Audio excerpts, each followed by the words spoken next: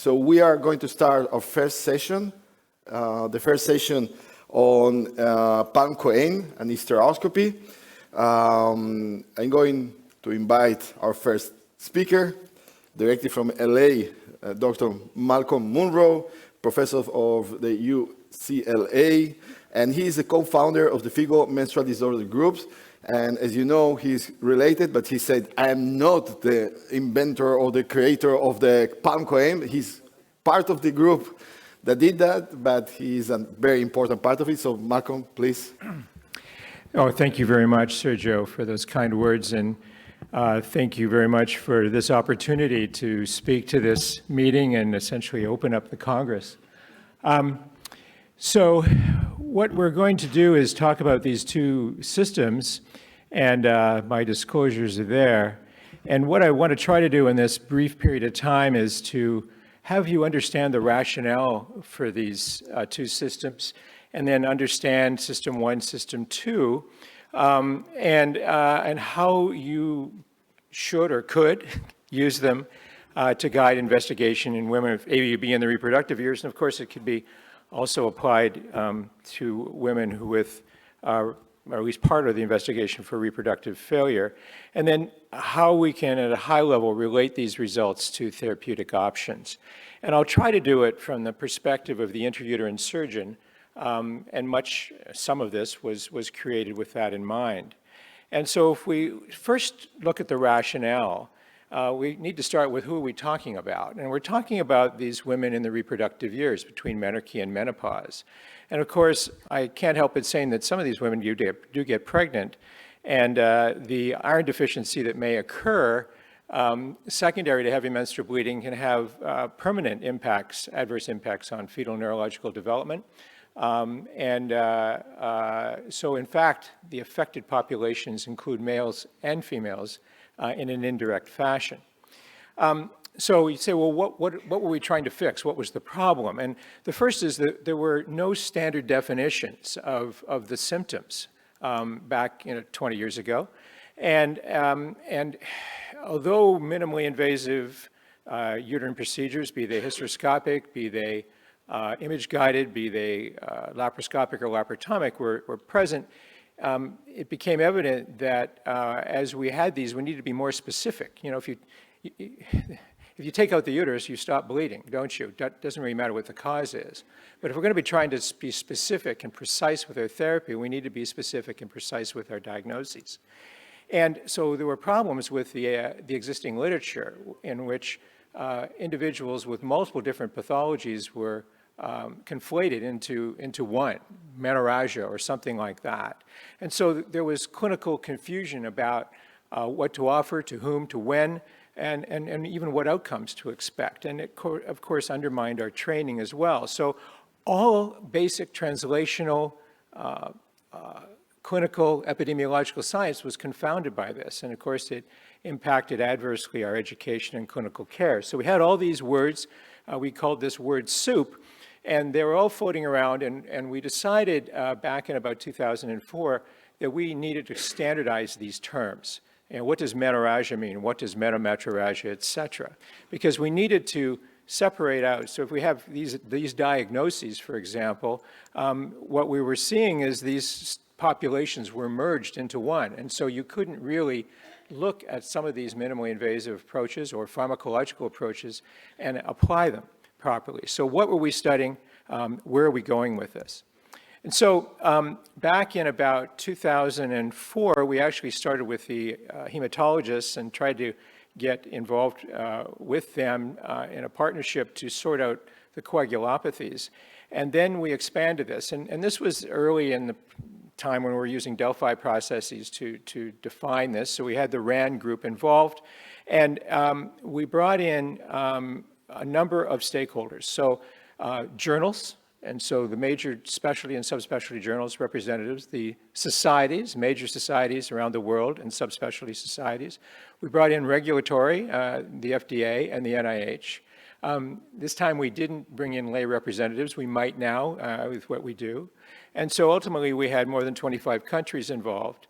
And Ian Fraser, the late Ian Fraser, who unfortunately passed away last year, was our fearless leader at the time. And there are a number of events that took place since 2004, but we're going to focus on just what was distilled out of this. And so we have two systems. There are two FIGO systems, not one. There's system one, which relates to symptoms. It really is, it was a new way of defining what normal and abnormal are, but also form the structure for appropriate investigation, particularly the history, which was undervalued. And so this was the original paper, and by the way, those QR codes take you to those papers. And so what we did is we broke it down, and the we is, this is the group decision, and we broke it down into terms that could be well-defined, that could be translated into multiple languages, and which use data to inform them. And so frequency, regularity, duration, and volume. And then we use these descriptive terms like frequent, normal, abnormal, prolonged, shortened, terms that we could translate easily. And then where possible, we use the 5th to 95th centile from large databases. That got us into a little bit of trouble at one point. Now, in 2011, here we published PALM-COEIN, and we said it was PALM-COEIN, and of course people didn't realize, and because we made the mistake of not separating it into the two entities. So I'm going to skip past that one, and we're going to go to the 2018 group, and we revised, made some probably minor but important revisions in 2018, and we clearly defined System 1 and clearly defined System 2 at that time. And that's published in the International Journal of Gynecology and Obstetrics, and again, you can use the QR code to get there. But at a high level, what we believe should occur is that System 1 should be the gateway to System 2. In other words, if you start with System 2, you're kind of lost because you can't even make some of these diagnoses unless you have this high-level approach, structured history, investigation, then categorization into one or more of these entities, which we'll get into. So the goal was to standardize the descriptions and these potential contributors, just because you find something there doesn't mean it's the cause, of non-gestational AUB in the reproductive years.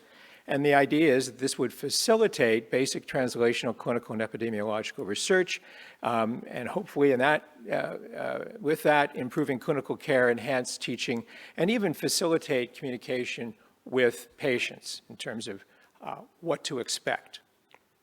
So if we look at System 1, terminology, nomenclature for defining normal and abnormal uterine bleeding in the reproductive years.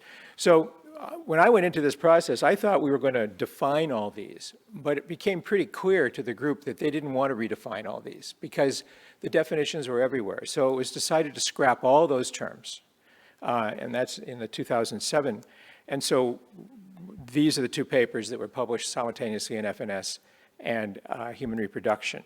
And in 2018, these become our revisions. So normal, we've kept it 24 to 38 days. That's the frequency, right? So if it's less than 24 days, it's called frequent. And if it's more than 24 days but predictable, it's called infrequent.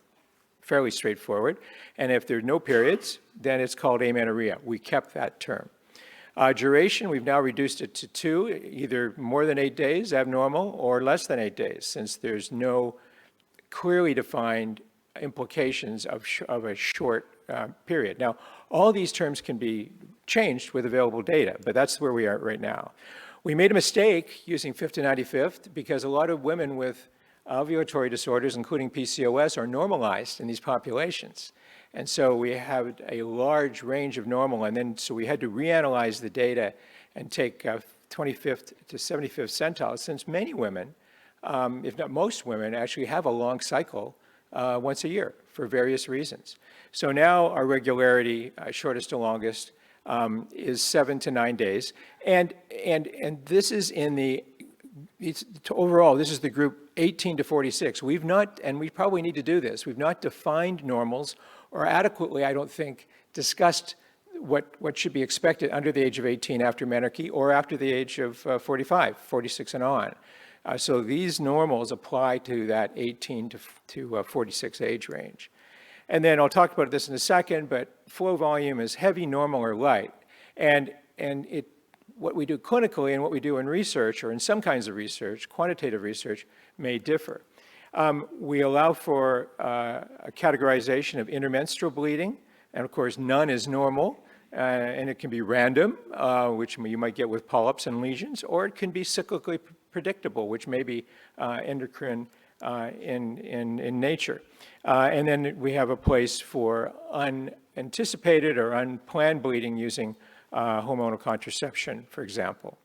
Now, we don't think that it was appropriate that women with the symptom of heavy menstrual bleeding should be suggested to go home and collect their volume before they're validated with a diagnosis. So we use the NICE definition, which is excessive menstrual blood loss that adversely affects physical, social, emotional, and or material quality of life. So it's a quality of life statement. If the woman says she has it, she has it. By the way, Calaf from Spain actually showed that women who fit that description generally are bleeding more than 100 mils per month. So then system 2, and what I do when I'm explaining this is to try to make up for some deficient physiology. We were all taught that estradiol, progesterone, GnRH, inhibin, activin, et cetera, as part of physiology. But that's systemic physiology, and what is not adequately conveyed is what's going on in the endometrium throughout the cycle. And so this business of endometrial physiology, in my opinion, has not been adequately conveyed to trainees. And the endometrium is the only tissue that's designed physiologically to bleed every month. Guys, you don't have that. And so it's not surprising, therefore, that the hemostatic mechanisms may be different. So for example, platelets are less important. You've all probably encountered somebody with very low platelets who has apparently normal bleeding. The fibrinolysis part is more important because forming that clot and breaking down that clot can have a big impact on whether or not an individual is having heavy menstrual bleeding. And this is not meant for you to look at in detail, but every one of those boxes describes a different set of molecular expressions throughout the cycle. And of course, after the estradiol primed endometrium is exposed to progesterone, there are very dramatic changes, not only to prepare the endometrium for implantation, but should that not occur, to prepare the endometrium to shed, for bleeding to start and hemostasis so that you can then start the cycle over again.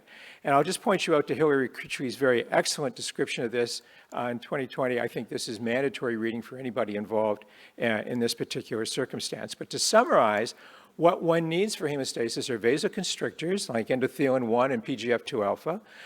One needs antifibrinolytic activity as witnessed by plasminogen activator inhibitor, and intact systemic clotting mechanisms, and low levels of the vasodilators and platelet disaggregators like PGE2 and I2, and relatively low levels of fibrinolytic activity by plasminogen activators. So there needs to be a balance there to have adequate hemostasis. And so when these are disturbed, we can get abnormal bleeding, heavy menstrual bleeding. And I think for all of you, the concept of pathogenesis is very important. It's the endometrium that bleeds. We don't have bleeding fibroids. Can that happen? Yeah, but not usually. It's the endometrium overlying it. So conceptually, you should be thinking that for polyps and lesions, for example, it's the abnormal vasculature in those endometrial lesions that causes the bleeding. And when you have disorders of hemostasis, be it systemic, like AUBC, or local, like AUBE, and primary endometrial disorders, or even probably ovulatory disorders, you have a field change in hemostasis, but that's the endometrium. And even with the myometrium, when you have a leiomyoma, not only do we have bleeding over the leiomyoma, but because there appears, according to a number of studies, some of which came from Yale and Hugh Taylor's group, we have a field change. So the abnormalities don't just occur over the or over the leiomyoma, but they occur everywhere. And whether that's true in adenomyosis, we don't know, but it may be true as well. So then that helps us sort of identify this now being system 2 as it currently exists. And this probably is going to change. But we have the structural abnormalities over here, the PALM group, and we have the non-structural entities over here, COE and I, right? And then we have a not otherwise classified group of entities that don't yet have a place, but may have a place. good example is the so-called isthmocele or C-scar defect that we're looking at now and probably will be given a place. And so you know this by this PALM-COEIN. But it's important that when you find a polyp or an adenomyosis or limos, it doesn't mean that they're the cause of the bleeding. It may be that it's these that are contributing to it. So one may be seen and not a cause, and the other a cause and not seen.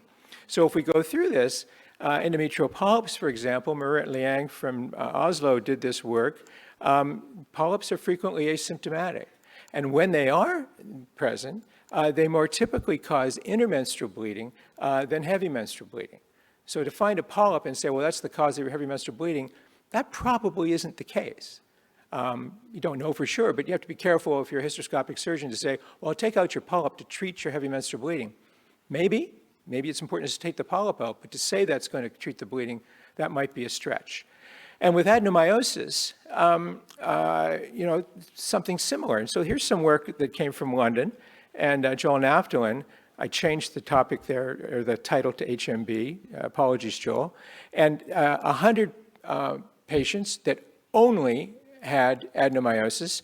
And look at this. So if we look at the vertical axis, this is the P-Black score. The horizontal axis is the number of adenomyosis features. And if you have a single feature, you didn't have abnormal bleeding. Okay? Even at 2, you're around 100. But as you added features to the ultrasound-determined features, then the bleeding volume went up. So even talking about adenomyosis as a binary yes or no doesn't work anymore. We have to dig deeper into identifying just what adenomyosis is and what are these different phenotypes and what do they mean. With leiomyomas, what we have done is we have created 3 layers. One is just presence or absence, so it's AUBL or not. The other is submucous or not, here. And then we took the Wamstecker, this is way back, the Wamstecker classification, and maybe Mark Emanuel's here in the room, was part of that. And then we just built upon it. So we added type 3s to the submucous. We also added the type 2-5s, particularly again for the intrauterine surgeon. Knowing that that leiomyoma traverses the myometrium is important before you start to try to take that out. And knowing the difference between a type 2 and a type 2-5. And of course we believe, but we haven't proven, that only these submucous leiomyomas contribute to abnormal uterine bleeding. We've left malignancy to WHO and FIGO in terms of classification. And with coagulopathies, just understand they're way more common and don't just get diagnosed in the adolescent years. There are some clinics where the average woman is being diagnosed with von Willebrand at 30, 35. So there can be type 1 von Willebrands, and that's not the only type of abnormality, but Meena Shankar did this study and showed that 13% of all the women in these 4 studies had von Willebrand. And you can do platelet studies and find abnormalities that are much more frequent than that. Ovulatory dysfunction, there's somebody ovulating, making cyclical progesterone. There's somebody who's not ovulating, all right? And so this is the group that we want to think about stress, obesity, et cetera. So that's where you focus your history for those individuals. But it's also important to understand that ovulatory disorders are not binary. They are a spectrum. And some people occasionally ovulate, and some people occasionally don't ovulate, and everything in between. And so you need to think about that, I think, as you investigate it. We have a new system, and you probably know about it. Those 3 QRs take you to the same paper in 3 different journals. That was published in August. And now, AUBE, a lot of people ask me, what is AUBE? We don't have a test for that. You're right. We could have one, because we know what the molecular expressions are about, or at least a number of them. But these women are ovulating. And what they have is a primary disorder of endometrial hemostasis. They don't have enough vasoconstrictors. They have too many vasodilators. They have too much fibrinolytic material being produced. And so it's a disorder here residing in that endometrium. And so their PGE2, PGI2, for example, are typically elevated. There are a lot of iatrogenic causes that you know about, gonadal steroids, medical devices, et cetera, like IUDs. And then in our not otherwise classified, the one that we're spending the most time on right now, the C-scar defects. We just published a systematic review in the fall. Ali Murji from University of Toronto took the lead on that one. And it looks like we're going to incorporate this into our system. We're not just sure exactly how. How do we use these systems? Well, first of all, we've got acute and chronic, and with chronic abnormal uterine bleeding, it's abnormalities in these features for at least 6 months. And we want you to have a structured history, not just, do you have periods every month? It's finding out what's going on with them. Physical examination, you need to know that it's within the uterus and not the vagina, cervix, vulva, and then you need some ancillary investigations in selected patients. So we want to sort out ovulatory function, we want to sort out future fertility. By just knowing that somebody's ovulatory, we can put them into different buckets for potential diagnoses, as you can see here. I don't want to go into detail, we don't have the time. Future fertility is a real driver, for sure, and the testing for coagulopathies, you can use some of these standardized tests that have been shown to be as high as 90% sensitive for picking up people who then you should either refer or otherwise investigate. And so with our COEI group, most of that is based on structured history. Yes, you can do some progesterones and luteal phase, et cetera. No, we don't have a commercial test for AUBE, but a lot of this comes from that structured history.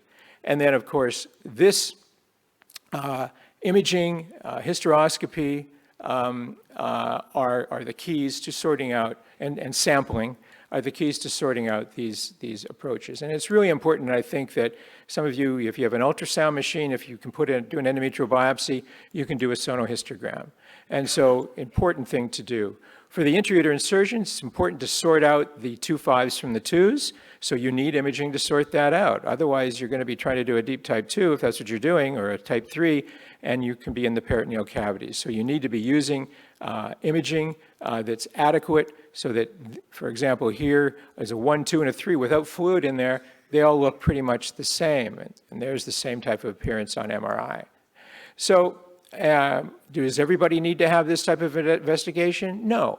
Young 19-year-olds don't need to go through all of this, so you can skip. But if they don't respond, you need to go back and complete the assessment. They can have adenomyosis, they can have polyps, they can have even leiomyomas and coagulopathies, et cetera. So, for example, if we have a young woman like this, who's 23 with obvious irregular bleeding, obesity, she's anemic, you can click through a matrix like this, do your ultrasound, see that she's got a type 6 myoma, realize that type 6 myoma probably has nothing to do with the bleeding. And she then would be called AUBL, O, just like that. Or if you have a more complicated one like this 31-year-old who's had heavy bleeding her whole life, and we find out she has von Willebrand disease, so yes, she has that. But then as we go through our image, we can find she's also got a submucous myoma, a type 3, and she's also got adenomyosis. So this is more complicated. But this is how you can use this system to work your way through that, okay? And so then, the results then can be used to categorize. And I'm not going to go through this detail, but each one of these categories in this table has a list of potential interventions that may be applicable. And don't forget about iron replacement, because many of these women are iron deficient. We believe with the women with heavy menstrual bleeding, it's probably in the range of 50%. So when menstrual loss exceeds intake, you're going to get iron deficiency. So the final messages are there's 2 systems, system 1 for symptoms and definitions, system 2 for causes. Use system 1 as a gateway to 2. Remember that many of those structural abnormalities that you find may not be the cause of the bleeding, and please read your own images. Again, Ian Fraser, who is part of us and no longer with us, but he lives with us in his memory. So thank you very much. I'll be happy to talk to you at the conference.